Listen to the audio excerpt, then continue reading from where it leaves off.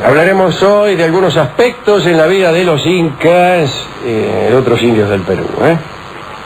Así que atención, lápiz y papel. En el imperio incaico, todo el trabajo de organización y de dirección estaba asegurado por la nobleza, cuyo Consejo Supremo encabezaba desde luego el Inca, ¿no? Pero había 4 altos funcionarios que componían este alto organismo, que era a la vez administrativo, político y judicial. Cada uno de ellos estaba encargado de una parte del imperio, norte, sur, este y oeste. ¿Cómo hacían para dividirlo y saber dónde terminaba la jurisdicción de uno para comenzar la del otro? Podría decir que no lo sabemos, pero la verdad es que sí lo sabemos. Ya diremos cómo.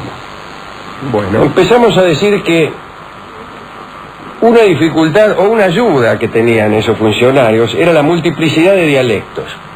Según las crónicas españolas, había más de 700 dialectos. Pero este fenómeno tenía una razón.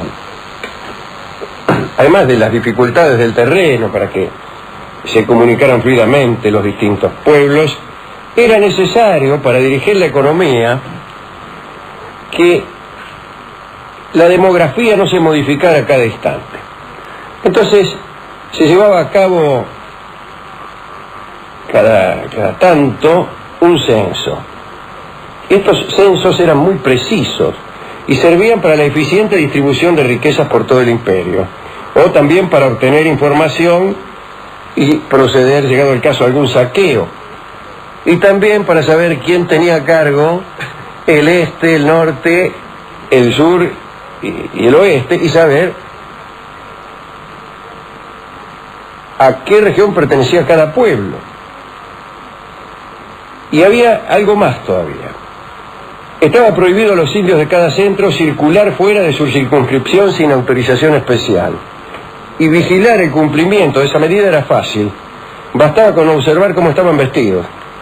Porque en cada región tenías que vestirte según estaba estipulado. No te vestías como querías, sino como marcaba el canon de tu pueblo. Los huancas del norte, de Cusco, llevaban un turbante negro. Los de Cajamarca, una vincha.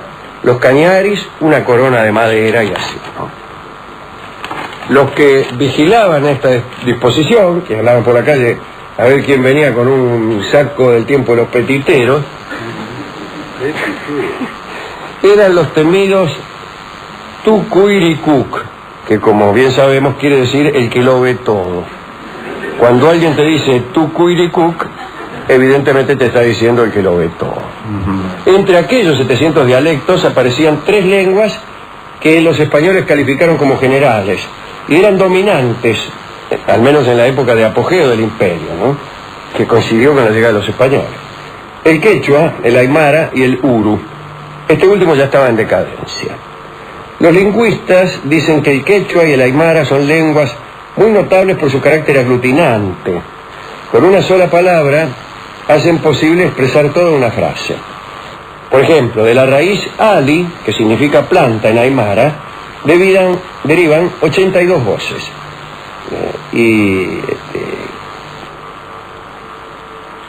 Cada una de esas voces puede expresarse con una sola palabra, aún situaciones bastante complejas, como por ejemplo ser una planta en bello crecimiento. Todo se puede decir con una palabra, ¿no? Incluso con un pequeño número de sílabas, nunca más de 5. Estoy pensando sí, estoy pensando, no le dé risa, algunos pensamos que a usted le parezca imposible. Estoy pensando en el idioma analítico de John Wilkins, aquel idioma que no necesitaba diccionario. Y ya vamos a ver, tampoco. ¿O acaso muchas palabras no necesitaban diccionario? Algunos audaces filólogos han dicho que el aymara es la lengua madre, no la lengua madre de los incas, sino la lengua madre del género humano, aquella lengua que se hablaba antes del episodio de la Torre de Babel. Algunos estudiosos, llamémoslos así, como François de Torón, han afirmado eso. Froid tenía el libro llamado Descubrimiento del Paraíso y de la Lengua Primitiva. Y otro señor llamado Villamil de Rada tituló el suyo, también refiriéndose al idioma aymara, La lengua de Adán. Es decir, Adán hablaba en aymara. Últimos detalles respecto a la lengua. La formación de palabras en quechua es lógica y simple. Por ejemplo, y aquí viene el idioma analítico de John Wilkins, que es un artículo escrito por Borges, ¿no? Kai expresa la abstracción y runa significa el hombre. Entonces, ¿cómo se dice humanidad? Runa Kai. Siki indica el hábito, Illu el alimento. Glotón se dice Illu Siki. Quiere decir que en este sentido el diccionario no te ayuda, porque no hay manera de decirlo de otra forma. Es como si vos quisieras una definición del 4. 4 a lo sumo es igual a 2 más 2, pero esa no es una definición. En un idioma analítico que no tuviera sinonimia, como el de John Wilkins, bastaría leer una palabra para que esa misma palabra, conociendo uno las reglas desde luego, nos dijera qué cosa es, por ejemplo, la humanidad. Esos son los idiomas analíticos. Hay también aquí en el quechua algunas onomatopeyas. Así, el estornudo se dice achicuni. Estornudan raro los quechuas. Bebé se dice, como sabemos todos, guagua. El sufrimiento se expresa con una especie de lamento, que es alaú. En aymara, ciertos pájaros tienen por nombre la imitación de su canto, como cochichi. Cochichi. Está bien, ¿eh? Me gusta el nombre cochichi. Algunos italianos llamaban así a la estación José C. Paz. Le llamaban Cochichipá.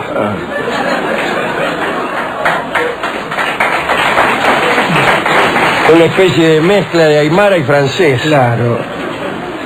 O también, vuelvo a la aymara, ¿no? Y a otro pájaro que llamaba el leque. Bien, me lo imagino, sí. Bien. Esto con respecto al idioma. Dijimos que íbamos a dar una especie de visión muy liviana de cómo se vivía allí. Tenemos cosas que decir acerca de la medicina. Al parecer, estaba muy desarrollada en el imperio de la medicina. Había una serie de procedimientos empíricos, pero también, ¿a qué negarlo, Rolón? Usted lo debe saber mejor que yo, ritos mágicos. Como ahora.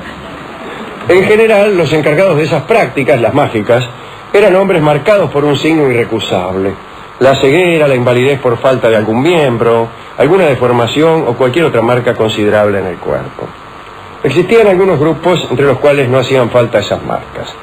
Eran tipos que ya, por tradición familiar, conocían las propiedades curativas de las plantas y se transmitían sus secretos celosamente de padres a hijos. El más célebre de estos pueblos fue el de los Colaguayas, al nordeste del lago Titicaca, que proveía de curanderos a la corte del Inca, para luchar contra algunas enfermedades específicas que causaban estragos. Por ejemplo, la verruga y el uta. En un idioma analítico ya sabemos qué quiere decir. La primera provocaba fiebres, la verruga, y terribles hemorragias. Y el uta era una clase de lepra, no menos que eso, que corroía el rostro y exigía la extirpación de las partes contaminadas. Sobre todo sucedía en la nariz y en los labios, ¿no? Existían remedios para todos los males, Rolón, La farmacopea vegetal era la más importante. Desde luego estaba la coca allí, ¿no? A la que se recurría muchísimo, pero también se utilizaban algunos animales como remedio. La carne del pájaro mosca, que era una especie de colibrí, era usada contra la epilepsia. La carne fresca de vicuña contra los males de la vista. El caldo de un cóndor joven contra la locura, Y los insectos chuki chuki, luego de hervidos, contra las verrugas. Es decir, como se ve, existían remedios para todos los males. Lamentablemente no surtían ningún efecto. Sí, bueno, pero existían. Sí. Ahí había un vademecum de gran extensión. El hombre mismo aportaba su contribución, discúlpeme usted, Rodón, sobre todo mediante los orines. Ajá. Orine que viene el médico.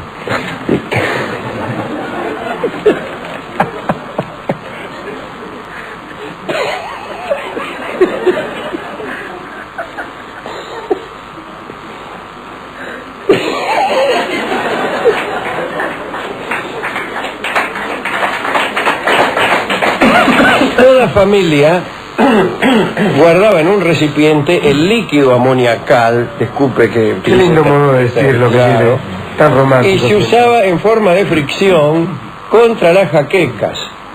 ¿Me duele la cabeza? No, ya se me pasó.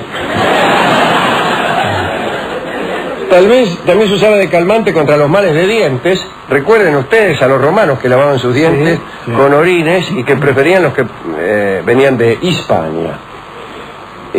O también se lavaba con estas aguas menores a los bebés afiebrados. Para las mordeduras de bebés afiebrados probablemente, ya que no dice de qué, se recurría, discúlpeme usted, a los excrementos. Y para el envenenamiento, a cenizas de pelo. Usted quemaba pelo y se lo tomaba con un fermento de frutos. Y si lo habían envenenado, eso lo curaba. Y si no lo envenenaba. Y si no, lo terminaban de envenenar. Hay que decir que una gran cantidad de medicamentos, hay que decir, no, lo hemos dicho, una gran cantidad de medicamentos estaba muy al alcance de la mano.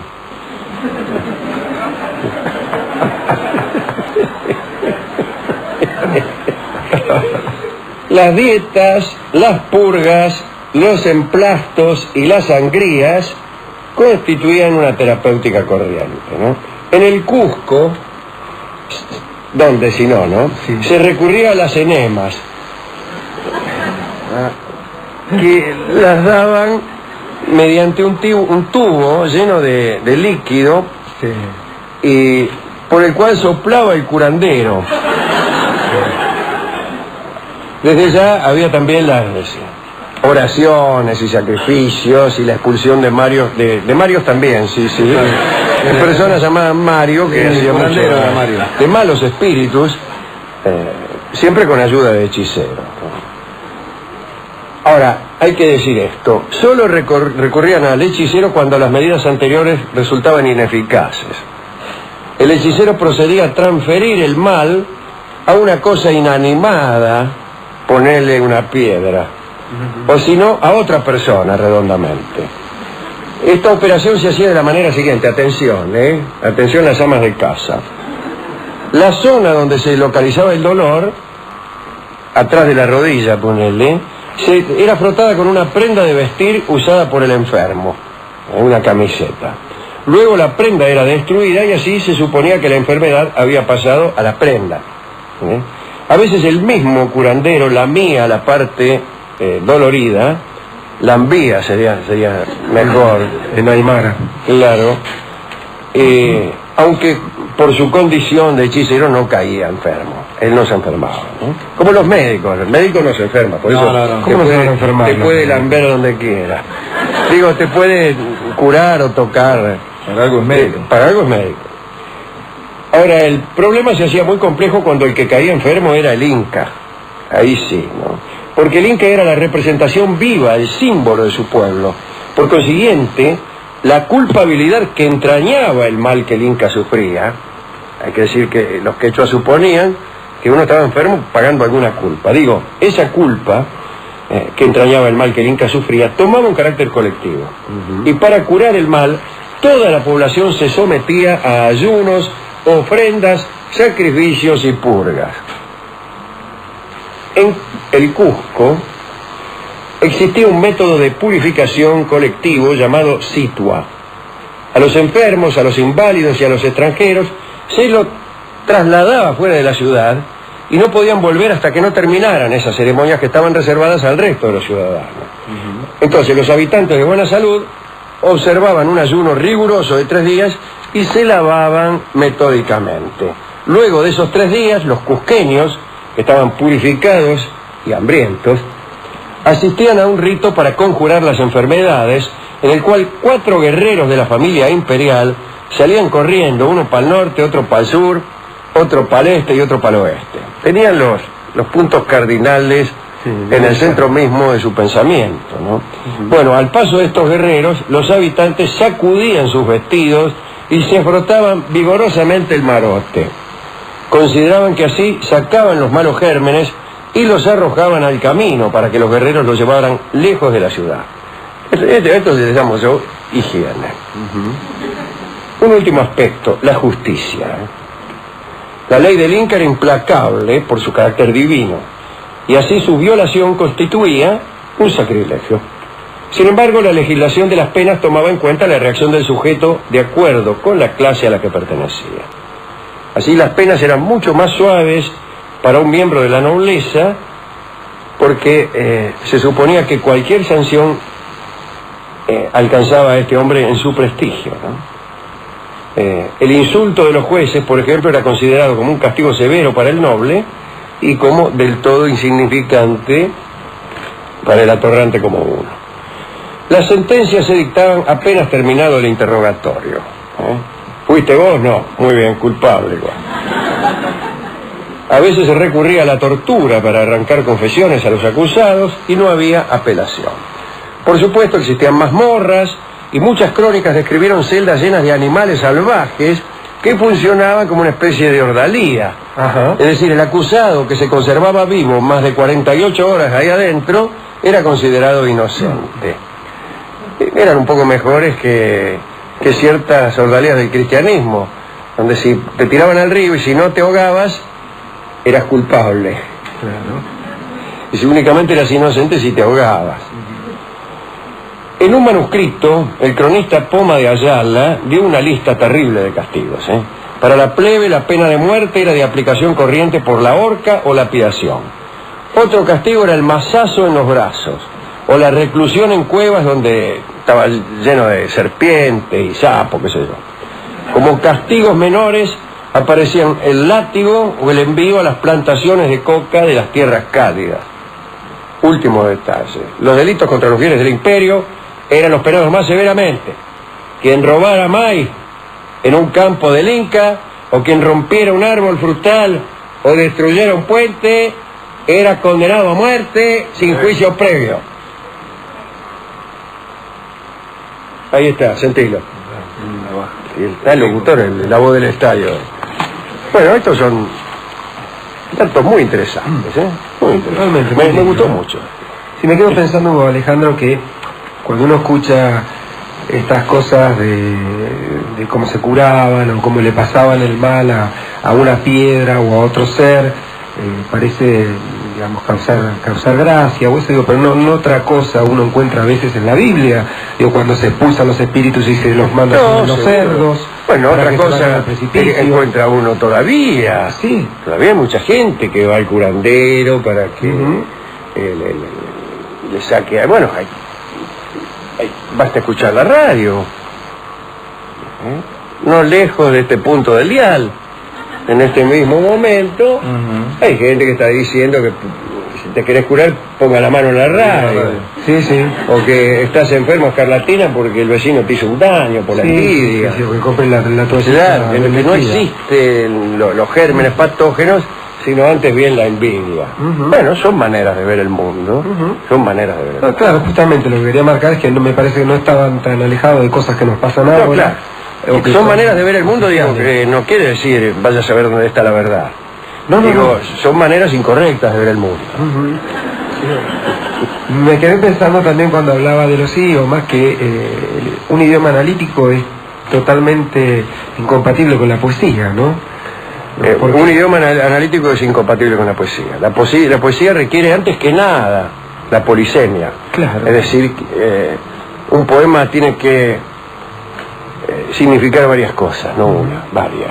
El significado tiene que ser oscuro. Imagínense en un idioma analítico como el de Wilkins, no como el aymara ni el quechua, porque eran un poco analíticos, tenía lugar para la poesía. Pero el de Wilkins no. Claro, por eso digo, cuanto más analítico, menos poético. Así que qué bueno el castellano que no lo es y que tiene tanta cosa poética. Lo es en su punto, ¿no? En su punto, como Y bueno, y si me permite voy a dedicar, ya que lo hemos nombrado, a nuestros amigos, los huanca. Ahí está, y le dedicamos a nuestros amigos los huancahuá, un saludo, un cariño, un recuerdo, casi Sí. lo digo como si yo fuera uno de ellos. Ha sido uno Y lo de ha ellos, sido de alguna manera. esporádicamente, pero lo he sido Y ellos han sido un poco de nosotros también. Pero de las grandes distinciones que yo he tenido en mi vida es la de que ellos me hayan dejado cantar algunas veces con el grupo, vamos a ilustrar esta charla con El nacimiento del charango, que es una fantasía de Ariel Ramírez y que desde luego tiene mucho que ver con esta cultura, aunque hay que decir que el charango no es ciertamente una creación pura, porque ahí anduvo la guitarra, pero quizá lo criollo tiene eso, tiene el peludo vernáculo y la guitarra española. Y el nacimiento del charango, que implica, como bien sabemos, la muerte de un peludo, ¿no? Cada vez que algo nace, también algo muere, como dicen los filósofos o los secrentales, ¿no? En este caso, el muerto es el peludo y el charango es el que nace. Escucharemos a Ariel Ramírez, que es el creador de esta fantasía, justamente en el nacimiento del charango. Atención.